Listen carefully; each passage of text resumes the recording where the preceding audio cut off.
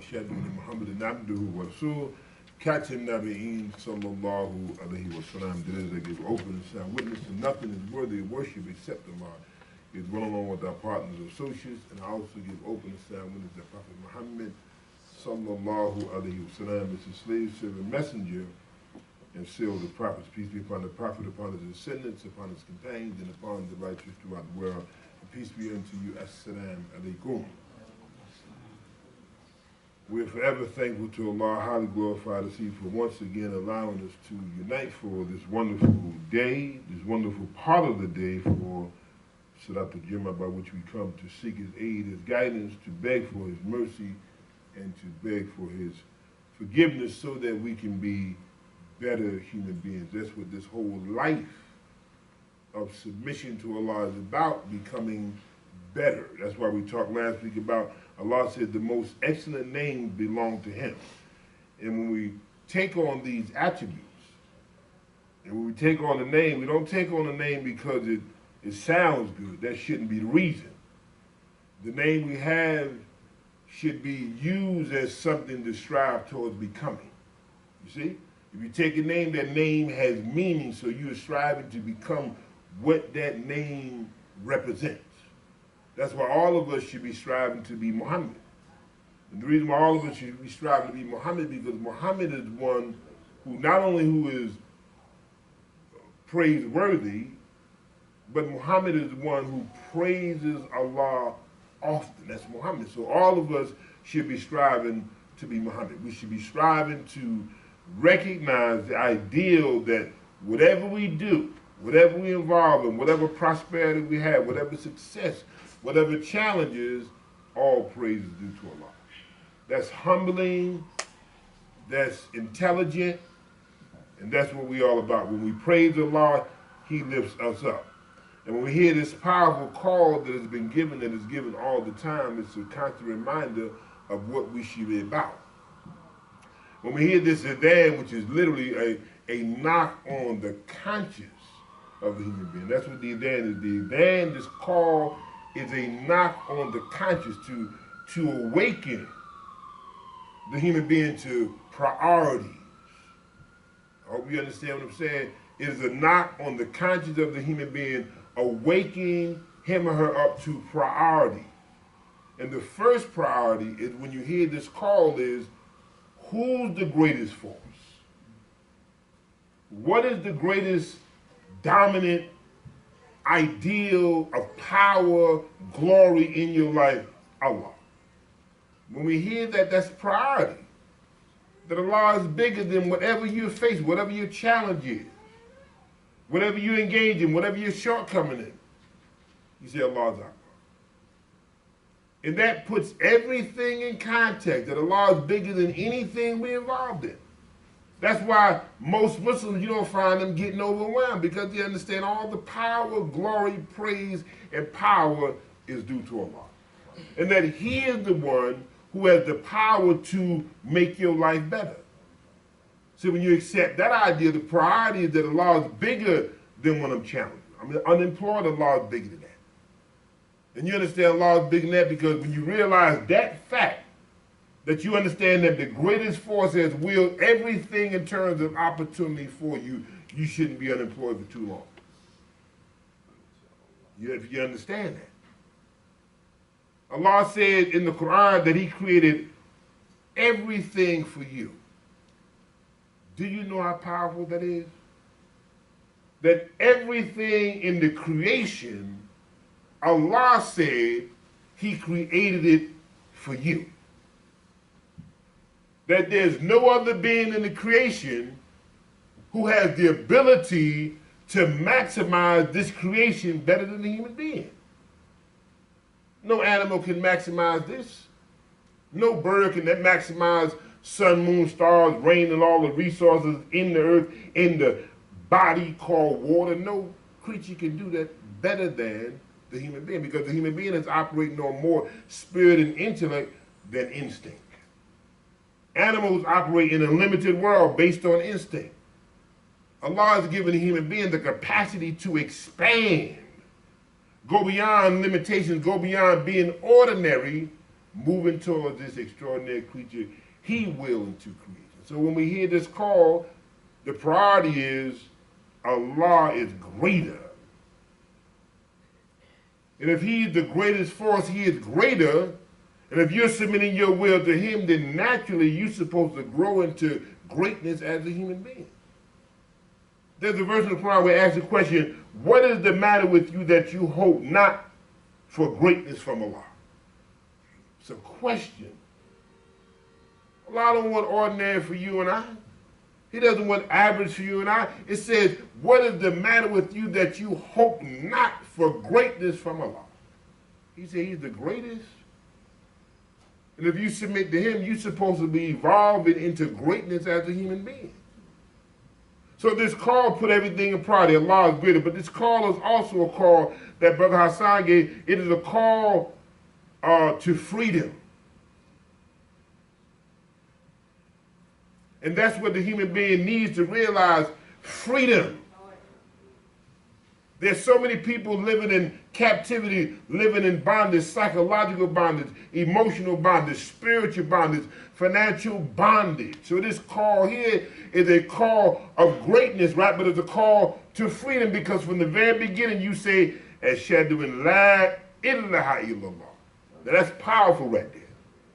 That Shahadatain, that part of the witness, that's powerful, because you say in everything that you see, you bear witness with all of this opportunity, with all the resources, with all the riches in the world, with all the opportunity, with all the resources, with all the relationships. You realize as great as that is, as powerful as it is, you say that nothing is more worthy of your devotion other than Allah. That's how you become free. Because anything else will lock you up. Anything else will make you a slave. So from the very beginning of us declaring this faith, we say, la. See, if you can't say no, you go into captivity. And that's the problem for most people. They just can't say no. That's why so many people are consumed with drug addiction, alcoholism, because they just can't say no. They don't feel they have the capacity to resist. So they go into bondage. And their passions now become the ruling force in their life. So from the very beginning, if you were to be a servant of Allah, you first have to be free by declaring there's no force.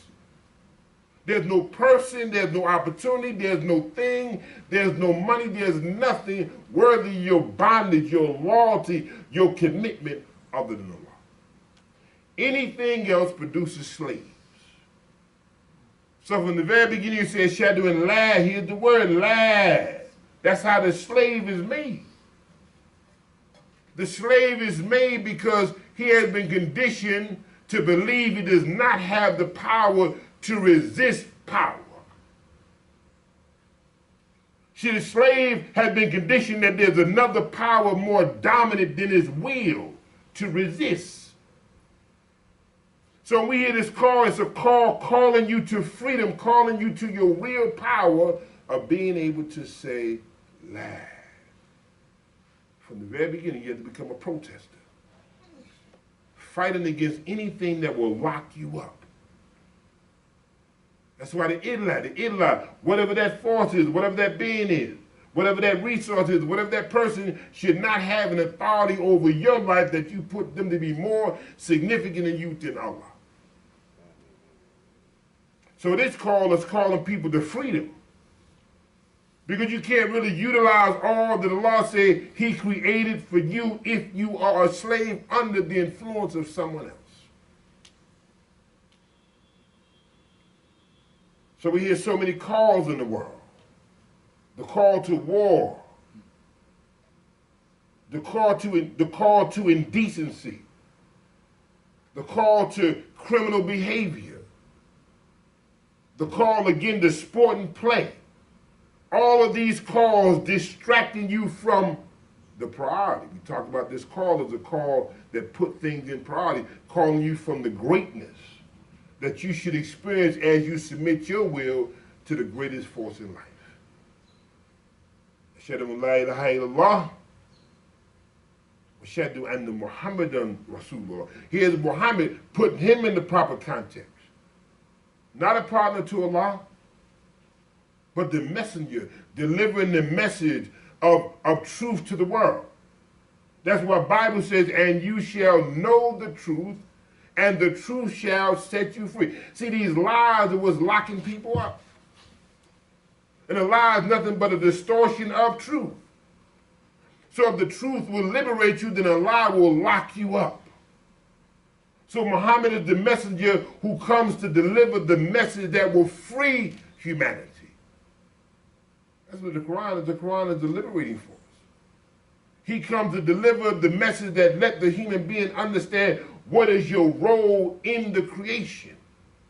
You're the master ruler of the creation in all of this creation, but you are a slave of no one but Allah.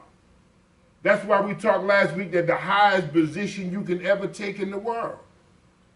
There's no higher position than allowing yourself to take the position of being Abdullah. You can't go no higher than Abdullah. See, Abdullah said, I've committed my life to obey what Allah says, which is designed to benefit me. What position is greater than Abdullah? A slave of Allah? Obeying Allah? Doing the right thing? What loftier status would you want in the world? Then they say instead of being a slave to people, instead of being a slave to fads, instead of being a slave to drugs and nicotine and alcohol and other people and persuasions and cults, I choose through my intelligence to be a slave servant of Allah. That's powerful. You can't get no higher than that. That's going to really take you up in the world. And then when you go and get involved in anything else, you take the position of authority, even though you may not be in authority. Because you see in your mind, I'm a slave of Allah.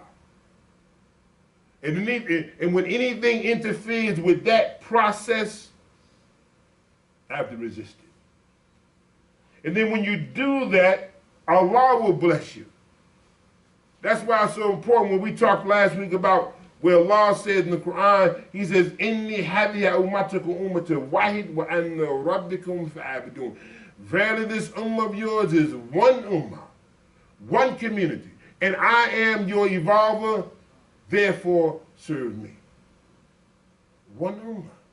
He also says in the Quran that Ibrahim is an ummah. He's a model. And Ibrahim is such a model. There's so many different phases of this story of Ibrahim, but he's so much of a model because he was willing. That's why all doing Hajj. The whole story of Hajj is that Ibrahim was willing. Him and his son was willing. Not that they did it. See, just the willingness to do the right thing, the willingness to obey Allah. Look, you sacrifice your son for me. Even though that's your flesh and blood, I am the one that created you and him, and I say, I want you to sacrifice your son. See, that's the picture of one who is Abdullah. That as painful as it is, that Allah said, I created both of you.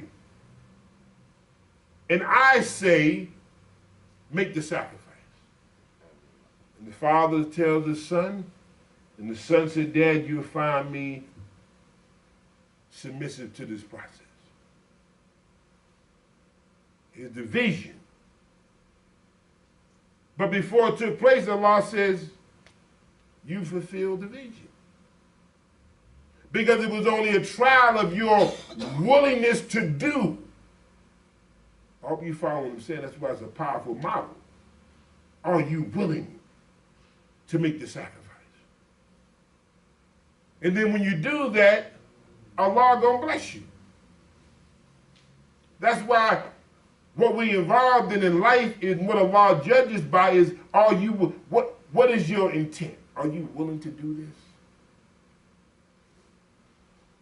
That's all we have to do, is show that we're willing to follow this way. And even though we may not be able to complete certain things, Allah will reward us for the willingness. So Ibrahim is model, says, Inni hadiya ummatakum ummatan wahid wa anna rabbikum fa'abdu. Verily this ummah, we talk about this oneness. See, the power is in the collective body. That's why we talk about when we come to Jumu'ah, Allah is Al-Jami. He's the one that brings all of this power together. You know how much power is here? Resources, skills, insight, vision, heart, courage, intellectual power, emotional power. Allah's Al-Jami. He brings the power together. Oneness, one spirit. That's the dominant theme in Al-Islam, Wahid, one. In fact, he says also, that he created the human being from one soul.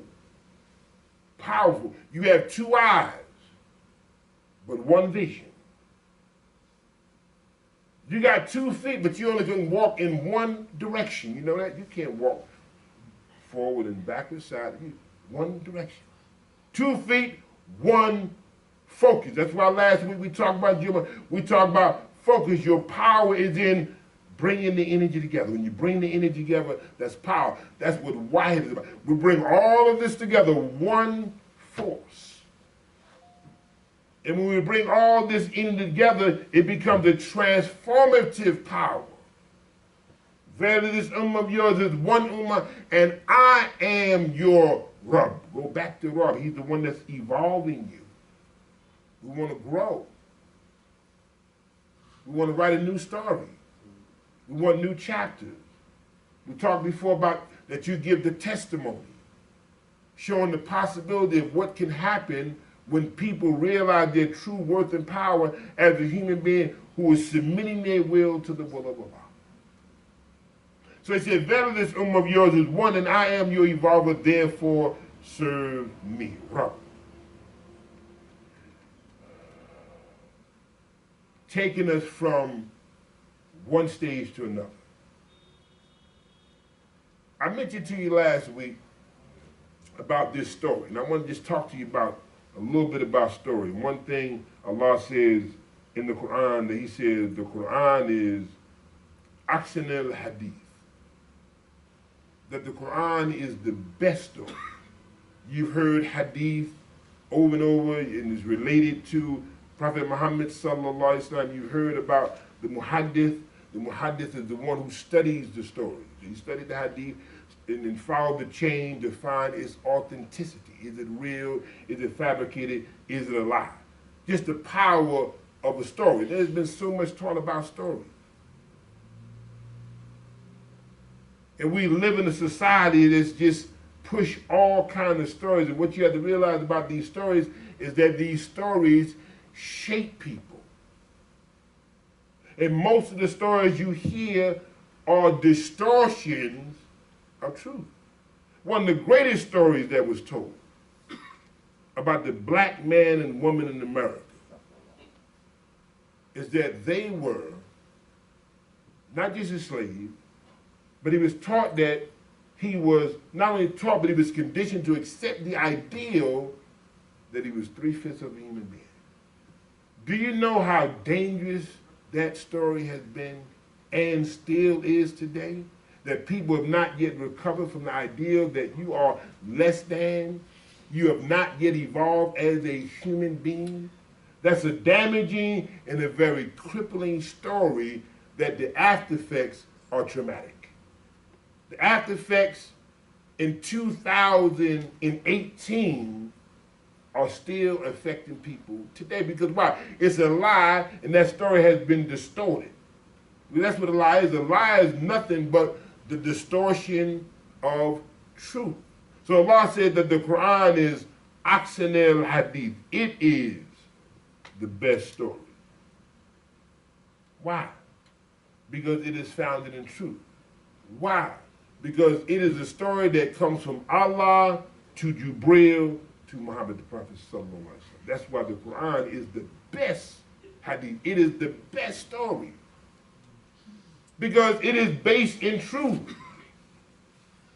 And that's why I mentioned before about the verse in the Bible says, and you shall know the truth, and the truth shall set you free. Truth is liberating.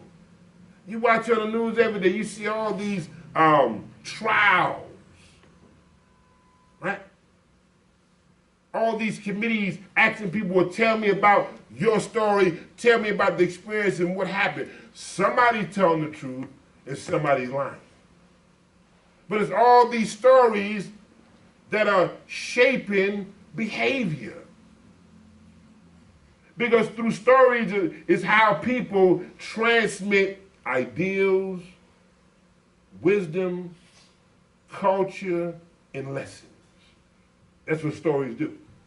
Stories are the vehicle that people transmit those experiences. That's why in the Quran, Allah says, in their story, in their histories, there's certainly a lesson for men of understanding.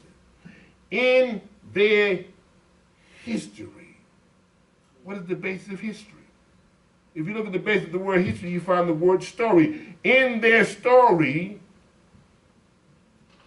there is certainly a lesson for men and women of understanding. Those who reflect on those experiences, then they draw from what they've reflected on. Story. That's why I want to talk to you a little bit today about story. And how right now we have to engage ourselves in the writing of a new story. That's why I gave you from the very premise where Allah says, "Verily this ummah." See, this community needs a new story that inspires. We hear so many stories that depress. We hear so many stories that make people feel less than. We need to hear stories that will inspire people to do and be more. And when we get into the Quran, we'll see there's nothing but story after story of overcoming. Story after story of victory. We don't need to continue to hear the stories of defeat. We need more stories that inspire you to say you can do and be more.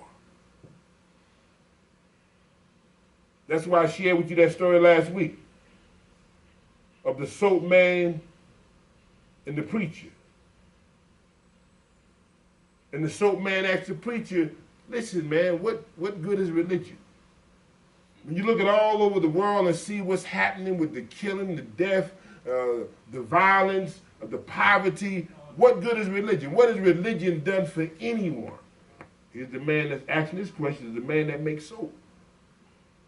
And the spiritual man, the religious man, the preacher is listening to the soap man as they walk down the street.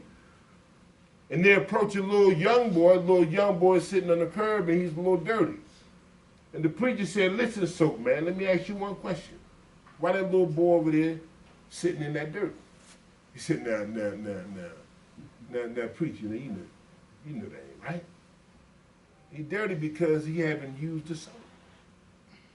He said, well, that's what happens with religion. People have not yet taken these principles and use it in their lives. Because if you take the soap and you start to work the soap is going to cleanse your body. If you take these principles of religion, these spiritual principles found in the Quran and the life of Muhammad, those principles will work to cleanse your spirit, will cleanse your soul, to get your life in order, to get you realigned. That's what religion is. Get you reconnected to the source of life. And you're following that way. But if you don't apply those principles won't cleanse your heart, it won't cleanse your soul, it won't cleanse your mind. It won't remove the stain, the toxic attitude of ego, arrogance, selfishness from you. But if you apply these principles, we're talking about becoming better human beings. If you apply these principles, they become just like soap. They work to purify your spirit. That's why Muhammad the Prophet said that prayer for the believer is an essential. It will lift you up. If you understand the real power of Salat, Salat raises your spirit. Don't be afraid to pray. Don't think that Salat is not important for your life. That's why we talked before. Allah said when the call is proclaimed, leave off the distractions. Respond hastily because you understand what this is going to do for your spirit. So the spiritual man said, if you apply these principles, they're going to work in your life. But if the young boy don't use the soap that you manufacture, ain't nothing going to happen. His state will remain dirty and filthy. But if you don't apply what is in this Quran, I'm not talking about really apply, your condition won't change. But if you take these principles and work them in your life, just like that soap, you work them in your spirit, you work them in your mind, they going to work for you. It's proven time and time again. You got now a story of overcoming. Yeah, it's overcoming. Because it's going to do something for your spirit. So the stories we need are stories that lift us up. That's why the Quran said it is Masjid Al Hadi. It is the best story that's going to transmit. That's why Allah says in another verse, has the story of Moses reached you? See, Allah lets us know these stories are going to travel, they're going to spread, and they spread rapidly. Their story has a destination, and that destination is, has that story reached your life yet? Not just the story of Musa, but has your story reached somebody else? Because your story is significant. Your experiences can help people to overcome. That's what stories do. Stories give you something to say, wow, that's a reference point. It's possible for me. That I can contend with the power that's perceived to be powerful. You know, part of the story of Moses and Pharaoh is Pharaoh said, kill the boys and let the women live. And when you let the women live and kill off the boys, now you got a weak society. See that story right there? That story is real. You know how many young men we have, not just dead physically, they're dead emotionally, they're dead psychologically, they're dead financially, they're dead because they can't function, they got 20 and 30 years in jail, they're dead socially, they're dead morally, although they're physically alive. So you slayed them in terms of what's possible for their life. And we're still dealing with that experience where Moses said, we slayed the boys. You know how many women had to raise sons? Yeah, women left with the responsibility of working to try to make a boy into a man. With many of the fathers who were slayed emotionally. Not only slayed emotionally, but even physically alive and abandoned their family. Because although this story says about Pharaoh slaying the boys, Shaitan has a full blast story in motion that people have brought into irresponsibility. They brought that story. Where there's no shame, and the man said, I do not feel responsible to raise my son. See, that's another story that men have brought into. The story of being irresponsible. I said, we want to write a new story. A story that inspires and makes us accountable. To make us want to be engaged in the process of building people up, repairing broken men. Repairing broken boys. So they can grow into manhood and be really, really responsible and a contributor to life. Where they can be in the spirit of wanting to make an impact. Have you ever read the story of the pack? The story of the pack, those three brothers from North Plainfield. Brothers made a pact in school. It is a very powerful story. And they made a pact in school that we're going to support each other. And all of them made a pact, we're going to become doctors. See? For a little black boy growing in the inner city, that's a very, very strong challenges, very, very powerful goals.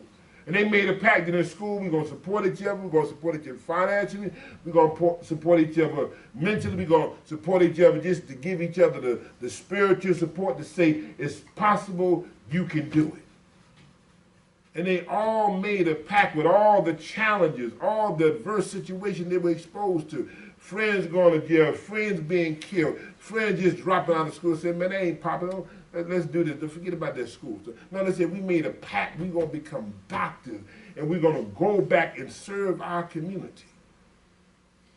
And all of those brothers, praise be to Allah, became doctors, dentists, and medical doctors, and went back. Now they moved from making a pact to now they're making an impact.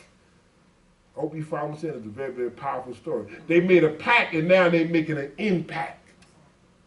They're changing lives. They're moving around inspiring people of what's possible for you. You can move from that state and you can do better. We need those kind of stories that will inspire, showing people what's possible of how you can move from where you don't want to be to where you want to be. Rubbing that chin if you do hasanati, wa fi al-akhirati hasanah, wa you can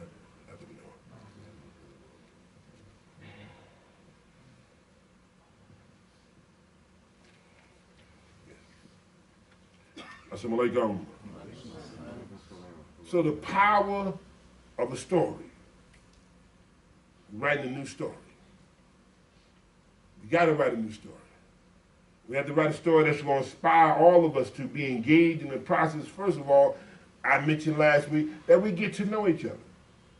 If it's one ummah, you and I need to know who's who, how I can help you, how you can help me. You cannot have a community if people don't know each other. The community is based on the communication these people have. That's why in community you have communication, commune coming together. It would be impossible to have a community when people are not interested in one another. Inni hadiha ummatakum ummatan wahid wa anna rabbikum fa'abidun.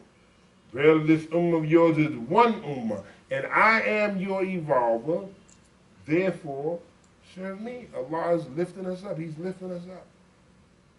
We want to stand in that influence, the influence of Rabbil Alameen.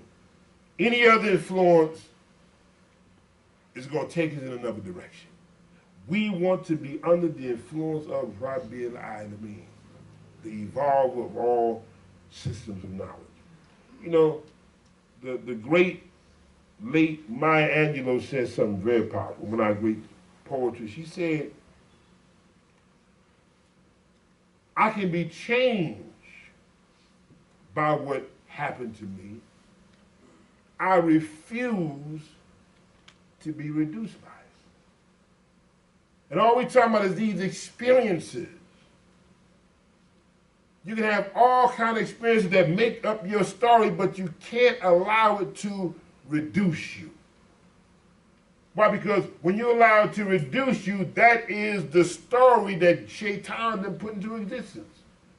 To make you feel you're not equipped to deal with the challenges of life, that it will overwhelm and wipe you out. When you're faced with a challenge, you throw your hands up. I just can't handle this.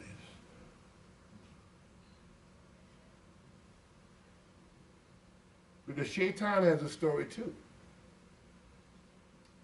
And this story is based on lies and deceit. That's why he's called the master distractor. Distracting you from your real power, when in fact Allah said that he created you to face difficulty. Now if he said he created you to face it, that's part of the story now. If he created you to face difficulty, that means he made you powerful. That there's so much you and I can do if we realize the power he put in our bodies. The mental power, the spiritual power, the emotional power, the physical power. Allah gave you power and you can overcome. But I'll tell you one thing, there's a lot of stories out there that's telling you what you can't do. That's why I told you before, when I studied all these campaigns, the political campaigns, for the presidential campaign. And I tell you, as I looked at the campaign of President Barack Obama, I just looked at it because that was already written as it's almost impossible. It's almost impossible because they've been told that he is a group of people who was told the story that they're 3/5 human. There's nowhere in the world they can go from projects to White House. It's impossible. There's nowhere in the world they can go from projects to White House. That was the story. It ain't gonna happen. But momentum grew.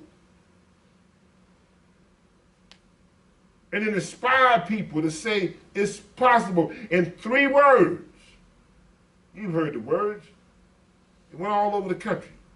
Yes, we can. See, the reason why that was so important because the story was, no, you can't. And you've been told that story ever since you were a little boy and girl, no, you can't. Sit down, be quiet. No, you can't.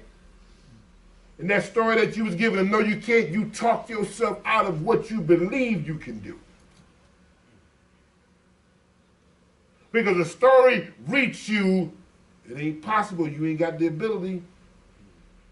You're not smart enough. You sit in the back of the class, sit in the back of the bus. You don't believe you can do that. You see somebody else doing it. You don't believe you can be the storyteller bringing the truth to people and can transform their lives. See, the greatest story we can tell the people is what the Quran says about Allah. Said He revealed this book to give you eminence. You know what that means? He revealed this book to give you status in the world. He revealed this book to lift you up. That when you go out in society, you assume the position of authority and power because that's who Allah says you are. And the story is you're not inferior. The story is you are Bani Adam. You are the children of Adam. And Allah said He made all of those with nobility. That's the story of man and woman. So you go into the world realizing Allah said, I'm dignified. In fact, you also go into the world with the idea that Allah said, Fi aksidi takwin, that He created the human being in the most excellent mode. So if you accept this story that Allah said you are the best evolved for who?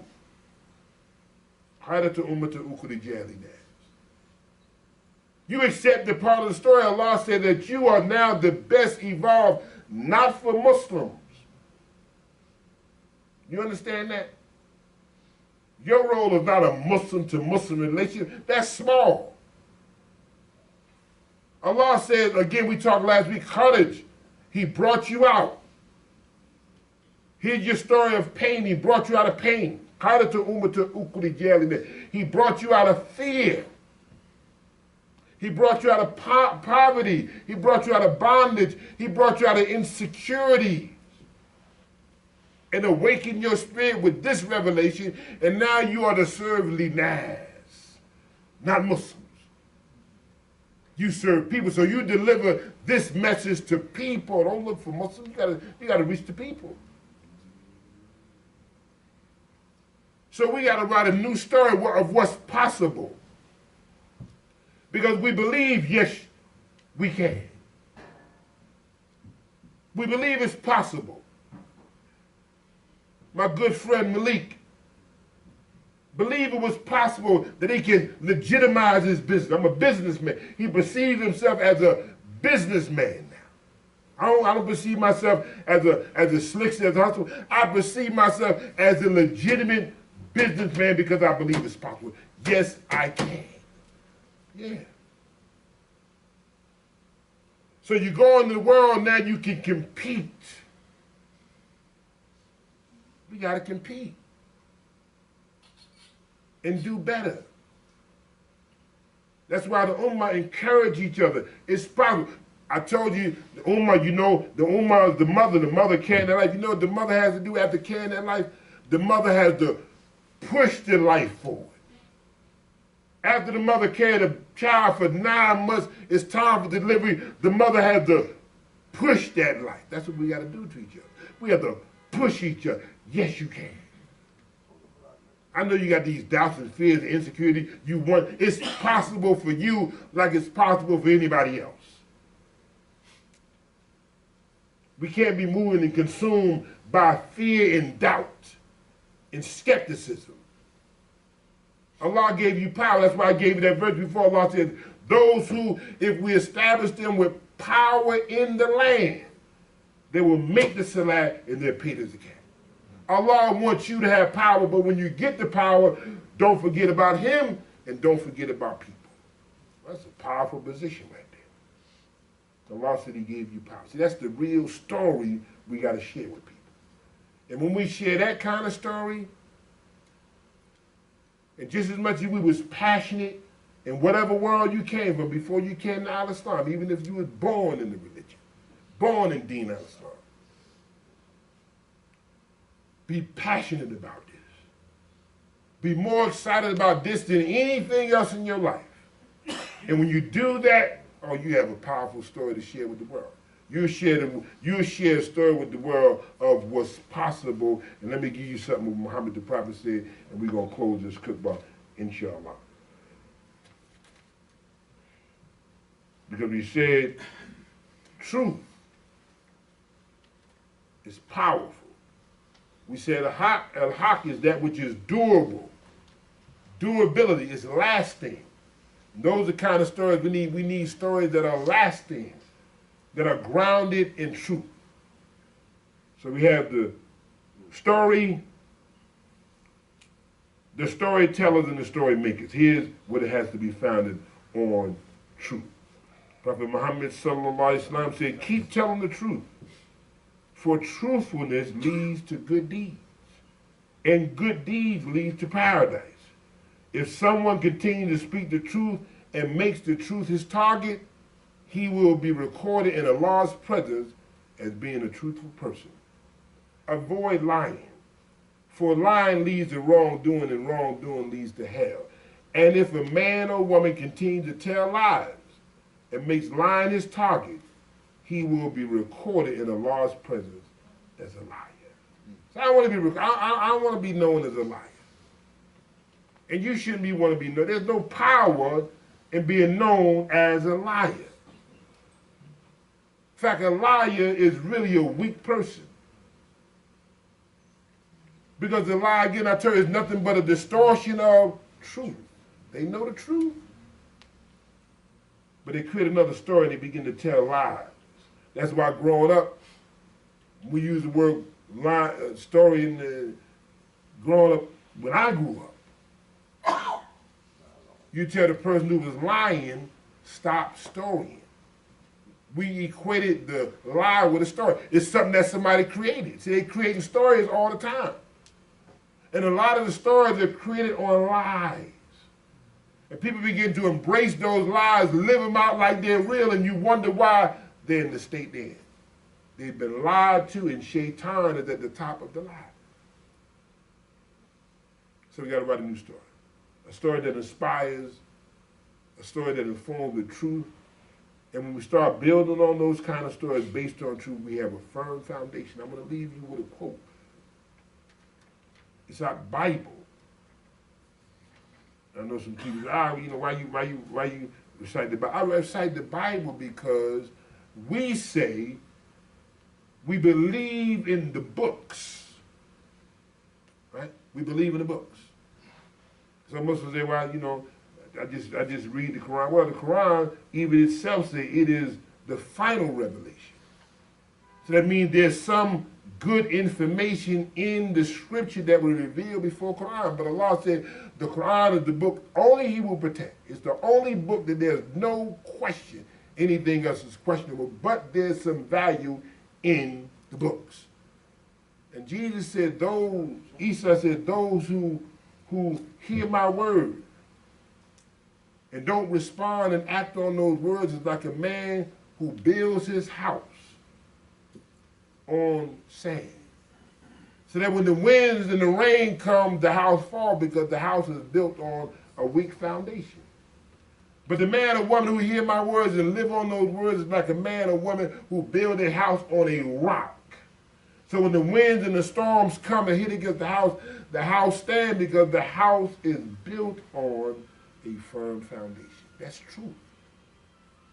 Bilhaq, that which is lasting, endurable. So Muhammad the Prophet he said, speak the truth, but truth leads to paradise. Isn't that the goal for the believer? And when you allow your life to be filled with truth, you're going to attract certain kind of people in your life, and those people are going to help you to move from where you don't want to be to where you want to be. Peace be unto you. Assalamu alaikum. Allahu Akbar, Allahu Akbar, Allahu Akbar, Allahu Akbar.